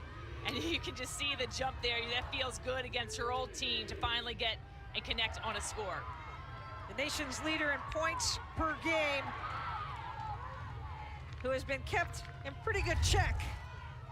Gives a little fist pump at the end, and that ties the biggest lead of the game for the Terps. When they were back at 8-3, now 11-6 with 1.6 seconds to go. See Aurora's numbers there. They call her Rory also. She's 9th in JHU history in career points with 182, just phenomenal. And has continued her scoring prowess, and she continues on pace to what she's been doing all season long. She's got the opportunity to possibly break the great Jen Adams scoring record for a season at Maryland, which is unbelievable. 3 quarters in the books here at Homewood Field.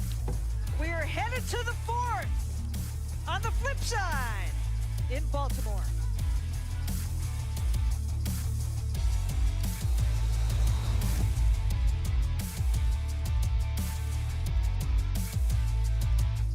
Spice College Lacrosse is brought to you by Old Spice. Smell ready for anything. Someday these young women hope to be wearing the colors of the teams out in the field. So great to see as the Terps take an 11-6 advantage into the fourth quarter of play. Janine Tucker in the background there as she talks to her team in her final season at Johns Hopkins. And Kathy Reese, former standout player, the all-time winningest coach on the flip side for the University of Maryland. Such an amazing career. The national championship she's won as a player and as a coach. And you mentioned Janine Tucker. She was an amazing player at Loyola University, just about a mile away from here, and has done phenomenal bringing this Johns Hopkins team from Division III to Division I. I think that's one of the biggest hurdles of all that Coach Tucker probably had to overcome. Making that transition, you're going after a different type of athlete in a heavy academic institution, in an area that is a hotbed, obviously, for lacrosse, but that's a tough transition. It is hard. I remember that I graduated high school in '97 and her calling me and asking if I wanted to be part of the program in his transition, and it was a hard sell at that time in terms of where you want to be from Division III to Division I, but she did a great job and has gotten amazing recruits along the way, and just such a awesome coach. People, so much love for her, what she's done for the game, constantly giving talks, encouraging young players. Her camps are some of the best well-run. Both these coaches, Maryland camps are in the hottest demand. I think they sell out all the time, and Hopkins camps, just great area for lacrosse, and both these coaches have been phenomenal ambassadors for the sport. I think I could see Coach Tucker going on one of those uplifting speaking circuits, not only for lacrosse but all sports, especially with so many players coming off of COVID. We talk about the mental health piece for the student athletes. I think that she would be a wonderful person to be a part of that. Fourth quarter is underway. We saw glimmers from Hopkins attacking the goal and being able to get back into this game. However, Maryland making a statement, latter stages of the third, accordingly finishing off that third quarter with the goal, and we're back to a 5-goal lead. What do you feel as though Hopkins has to do aside from getting back possession of the ball to kind of get their juices and feeling good about themselves again? It all starts with the offense. Just one goal in that third quarter for Hopkins, and they just got to make sure that they take better looks on Cage. And you have to credit the goalie, Emily Sterling, and Cage has done a great job from the Terps, making some quality saves, the defense crashing in, making it very difficult for Hopkins. But it's felt like they've had a very hard time penetrating in and having success on their offensive end and generating more shots. But it's going to start with getting more possession. So trying to stop Maryland here, coming up with a save, getting the clean draw controls. Hennish looking for something, and she brings it back out to Smith. This is Lubecker now, trying to work her way to the outside.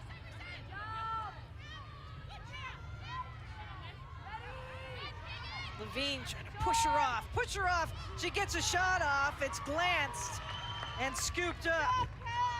Annika Meyer quickly gets it back to the outside. They'll work it around. And here's McPherson. Important ground ball there for Hopkins. We've seen Maryland get some of those ground balls and turn them into goals. Harrison is fouled.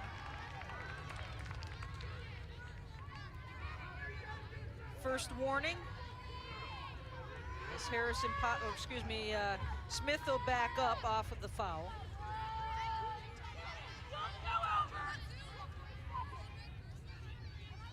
Officials conferring. So Hopkins gets it down on their offensive end. And the penalty for Maryland being woman up will expire in just a few seconds. So look for Hopkins to get back to even strength.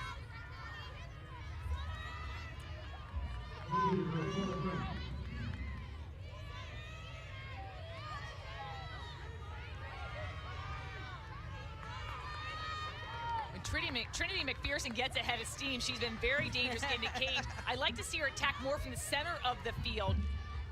Strong lefty player, but she's been forced off angle, so at times she hasn't been able to release that shot because Maryland's done a good job forcing her to the outside. Esmond working from behind.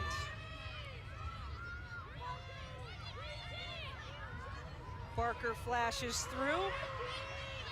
14 on the shot clock. McPherson trying to work off of Gorlick. Excellent double team, and that's what Maryland's done so well defensively. They send a double team, they recover. The flag was up. We have a Maryland player down too. I think a couple fouls on that play. Saw the flag up before the release of the shot. Be interesting to see what they call here. See a hold. Pump fake here. That's a check Oh my across the goodness. neck. And a hold with the stick around the neck. And then it looks like a dangerous follow through as well. They're not going to call that though, but the first foul gets called. So without a card, Harrison works up top, goes low, and it ricochets off of Sterling. Looking at it in slow motion, I'm really surprised that a card wasn't. That easily could have been a card for the check around the neck area.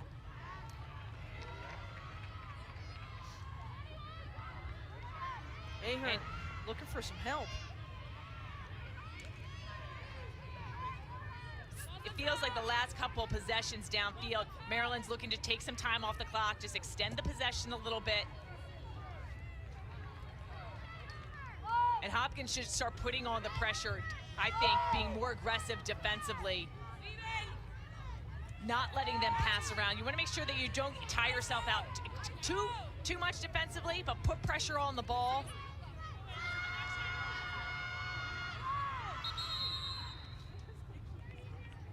See a 3-second violation. Hopkins clogging the middle in there, not guarding a player within a stick's length. Now, accordingly, has a center hash mark. That's how she got her first goal, was on the 8-meter. In some cases, with the speed that Maryland tries to work with, restart here. I'll get back to that thought in a second. As Cordingley goes low, bounces it in. Back-to-back goals for Aurora Cordingley. And a 12-6 differential right now for Hopkins. They had the answer, but couldn't get the answer. Do you take the foul sometimes to slow the pace? You could, and especially if you think a team is struggling on 8 meters. I don't love that idea of playing defensively. I think sometimes you just get lost when you're playing defense, trying to clog it in, and then you just get stuck in 3 seconds.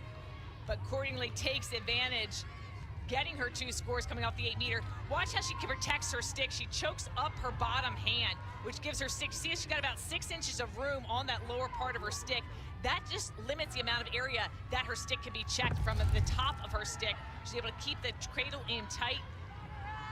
And a nice bounce, which gives Maryland its largest lead of the day. But now it's been Hopkins with the 6-goal differential. They need to start playing more aggressively, taking some more chances. 10-9, it's been tough in that circle this afternoon as they go back to Farnella. A little stutter step. She actually went into Coach Tucker's office and said, Coach, I want to be a part, as Esmond goes low, be a part of the draws and tell me what I need to do to emerge to be one of your people. So I think it's everything you want as a coach. Have your players communicate with you freely. Ask for some feedback of what you can do to be better. And the versatility too. You know, if you're, especially if you're a younger player, don't get caught up in maybe playing one position. Try to learn a few positions. You become more attractive at the collegiate level when you're versatile like that. Yep, open to different coaching. Having that position-less mindset, which we've seen across teams across the nation, just moving into different roles based on maybe it was the transfer portal or different freshmen coming in. But sliding into different new positions, just trying to make an impact on the field. Lubecker working hard, goes to the short corner. In the upper 90, and Hannah Lubecker with the goal. That space was not big at all to work with. Lubecker just got a rocket of a shot. Different release points, a real pure scorer. Gets her 33rd goal this season, coming off that 2021 season where she had 58 goals. Left hand to right hand switch, little pump fake, and the score. Maryland extends its lead. Biggest of the day, it's 13-6.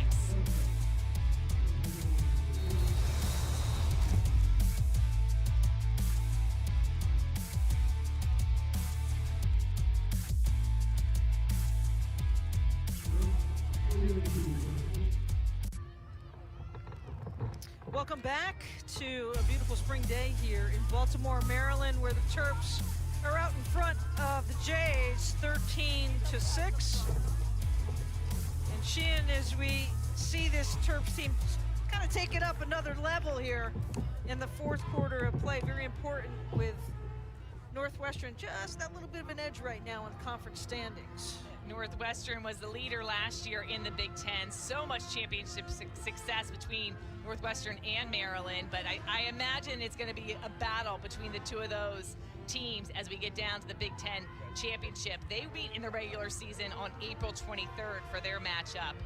But Rutgers been having a great year. Michigan as well, but it's a battle in this Big Ten conference. A lot of talented teams. You see all the rankings. 5 in the top 20, but only the top 4 teams make the Big Ten tournament. Maryland,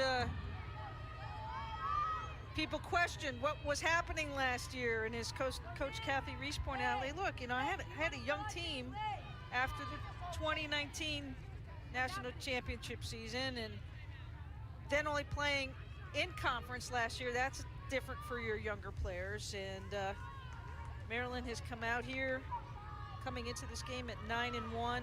Northwestern right on top as well. They actually play out of conference tomorrow at Penn.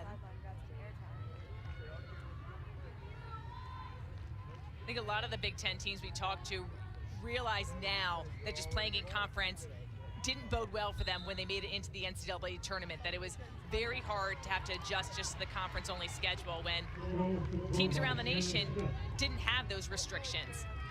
And one of the things Kathy Reese talked to us about was that the development of other players. Because you were playing doubleheader games in a weekend, playing the same team twice over the same weekend, and so many games, the games mattered because you needed to have those good records to make it into the NCAA tournament. You couldn't necessarily sub as much, and Maryland had a couple losses last year. Rutgers, Penn State, Northwestern, they didn't have those games where they were blowing teams out, where you could empty the bench. So it was very hard to develop players, hard to get in a rhythm. You know, and I think each of the teams that we've just talked about here have been humbled already a little bit. Michigan, everybody was turning heads early in what Michigan was doing. They got punched a little bit. Northwestern, we saw them also punched a little. We saw them against Carolina in a non-conference game, but they've responded back. Libby May gets checked there in the 8th. Maryland humbled last week, so everyone getting knocked around a little bit, which makes this interesting. Yeah, the losses, I think the coaches actually, no one wants to lose, but it makes you really kind of focus on what you need to improve on. So the loss to Maryland, they were one of 2 undefeated teams in the nation, with North Carolina, who still remains undefeated. Maryland loses to JMU in a non-conference battle, and it makes you realize we got to fix things. And otherwise, when you get those wins, sometimes you don't focus on the little things that you need to get better at. Some focus right here for Hopkins. Kakis works it in to her teammates, and Gorlick has it knocked away. What pursuit here. We'll see who's, it's gonna go Maryland's way. Bosco's able to chase that one out. But that's started by a great takeaway check for Maryland.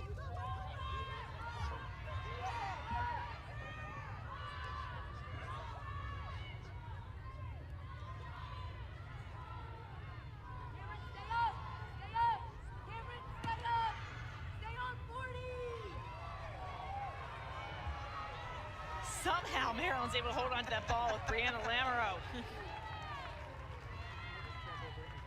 Good stick protection there.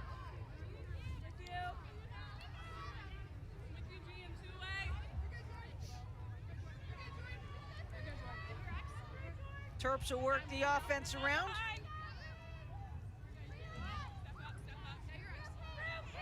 Got Cordingley up top now. Well,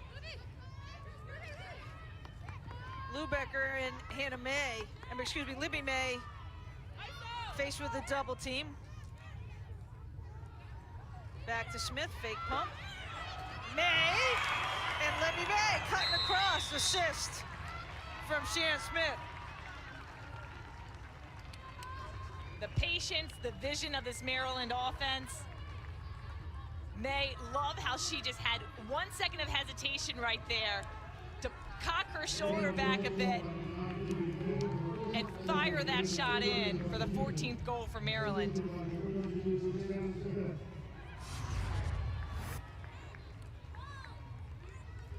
Lubecker gets it over Shannon Smith, dishes it in, and then just look how May's just able to hop up on her back foot. She takes it up and then shoots back to the right-hand side. Very tough for Garvey to have to stop that. Libby May's 4th goal in 9 shots. And Libby May has worked hard early in the offense to find the spaces, and then you can see that she's yelling pretty loud to get me the ball, cutting through the 8.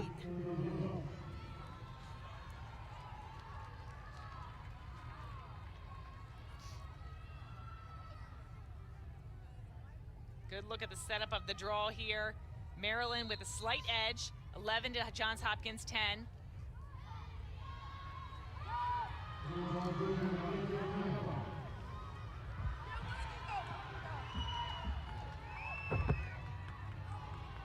Hopkins waiting for some numbers to come in as Harrison says, okay, we got to settle this one down. Charlotte Smith cuts back in front. Just 1 goal for Hopkins in this 4th quarter. Sorry, no goals in the 4th quarter. Just 1 in the 3rd. So just been on a bit of a scoring drought. 8-5 game Maryland at half. 5 unanswered goals for the Terps. Hopkins trying to work with a little bit of urgency, but also trying to be cautious. And the check on the backside, Ahern picked back up by Harrison. Does not reset the shot clock. Mcpherson trying to roll back inside, working hard as she is dumped inside the crease. Good effort by Mcpherson trying to get to the inside, but Maryland with another stop defensively.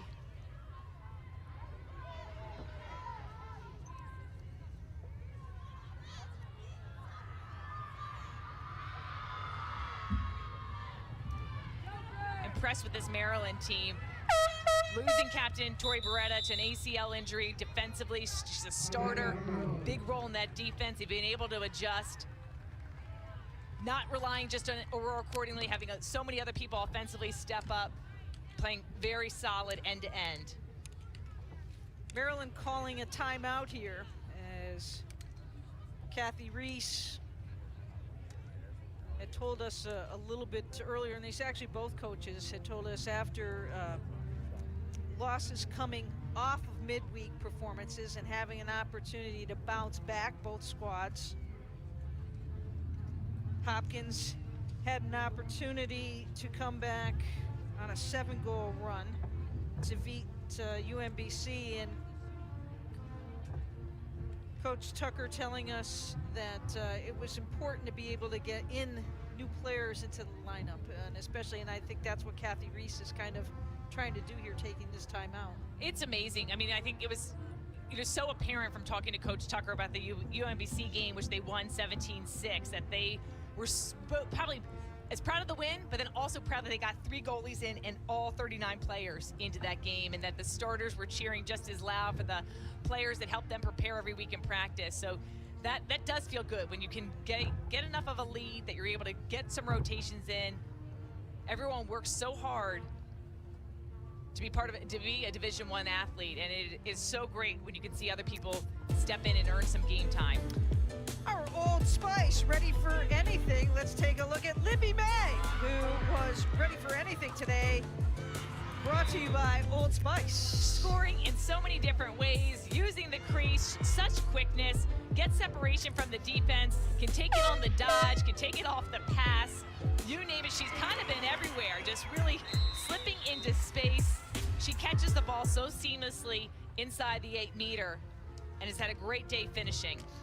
Number 9 for the Terps, shooting a little over 50% on finishing with those 4 goals, 9 shots, ties the season high. You saw a cut there in the timeout as the players come back off the field, wearing a white hoodie on the sideline today. Tori Beretta, who is not in action, in case you joined us late, tore her ACL, but will be a vital part of providing her thoughts, no question, with the extra set of eyes on the sidelines to see Beretta's season numbers. Just behind Abby Bosco and those ground ball numbers and caused turnovers, a huge piece of the defense, captain leader. But you're right, I mean, often when players get injured, you can see her smile and being still involved in the team, your voice on the sideline, and as a coach, another coach on the sideline can be extremely helpful. But a big loss, and Maryland's defense has done an excellent job responding without her today. Terps at a +10 in the shots in this game. Shots on goal as May cuts through. Clevenger, a little flip. Grace Griffin goes wide.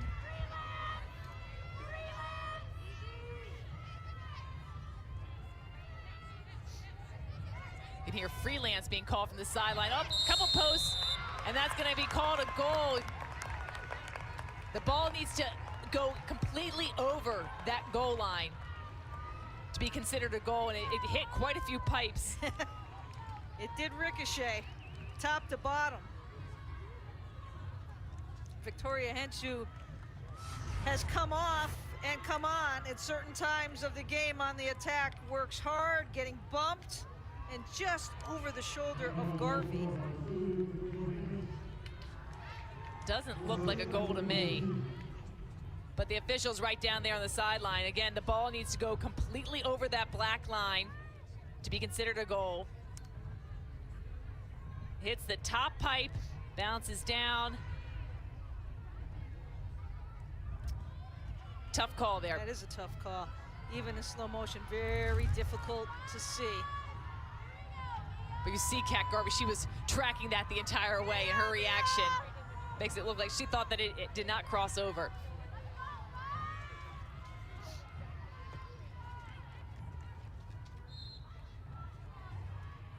What a handle. Ahern, the flip up to May.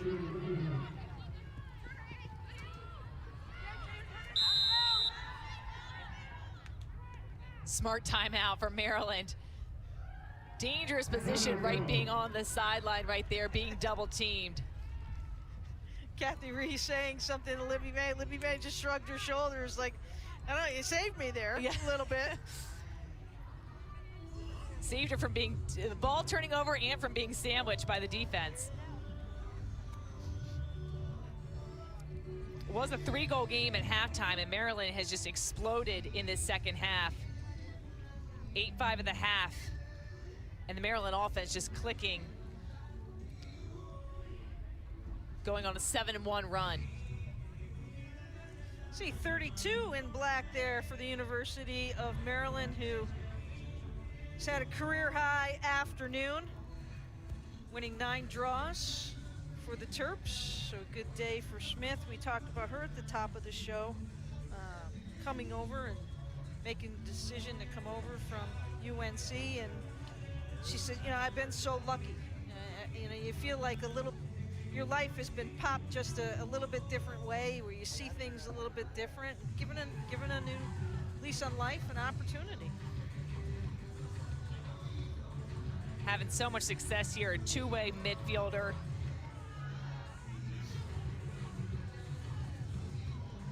Upcoming women's lacrosse games for you to watch next Saturday on the U. #1 North Carolina taking on Syracuse, and then an Ivy League matchup, Penn and Princeton. And then April 22nd, back on the U, Syracuse and Boston College. That'll be a fun one. Kayla Trainer going back where she was an assistant coach for BC, helping them win a national championship. That'll be at 6 Eastern on ESPNU. Great lineup of games. Been so amazing to have all the coverage of women's lacrosse this season on all the ESPN networks. Out of the timeout, and the Terps respond quickly. We talk about the difficulty in scouting a team and knowing exactly when you're going to have that opportunity to respond. Grace Griffin just does a great job protecting her stick. The captain gets the left-handed shot across the body. Got 10-goal lead for Maryland, which puts this game into a running clock. The clock will not stop. 7-0 run for the Terps. Griffin's 12th of the season, only her first today. Seems like she's been involved in a lot of activity, but has not gotten into the scoring column until now. She does a lot, runs up and down, a lot of things between the 30s on the defensive end. Can chip in kind of wherever Maryland needs her.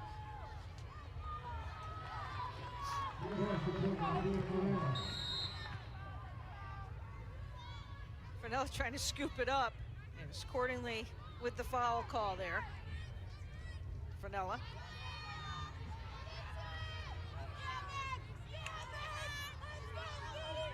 Season high in saves as well for Emily Sterling today for Maryland, with 11 right now.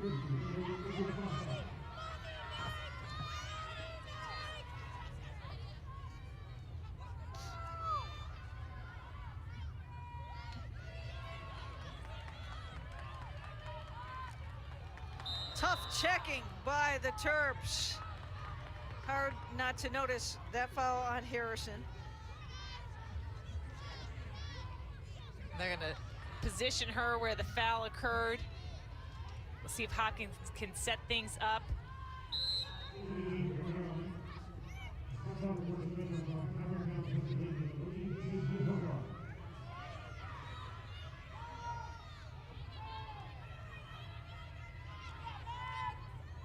Hopkins had a hard time to able to get a good look, open look on Cage on that shot, but has not been really able to solve the Maryland defense and get great looks on Cage.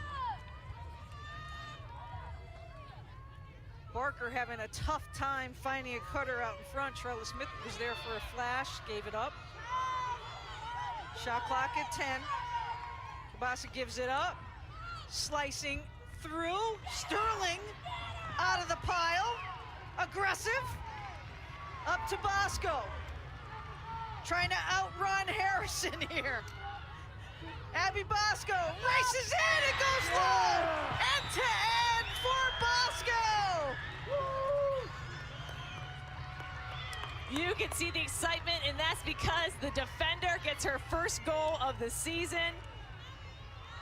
Her first shot, her first goal. And you can see the taps of encouragement. Always great to get new faces in. Yeah! And it starts with Sterling coming out of the cage, helping with transition, and Bosco just puts her speed on display, making sure she's not going to get checked, and recognizes she's got a path to goal. Just fires it low and slips that one by. It's got to feel great. So much success on the defensive end, the leader in ground balls and caused turnovers, but now she's got a goal to her name this season. A lot of fun to watch. She had to turn it on to get over the line as Harrison was just trying to reach her with that stick.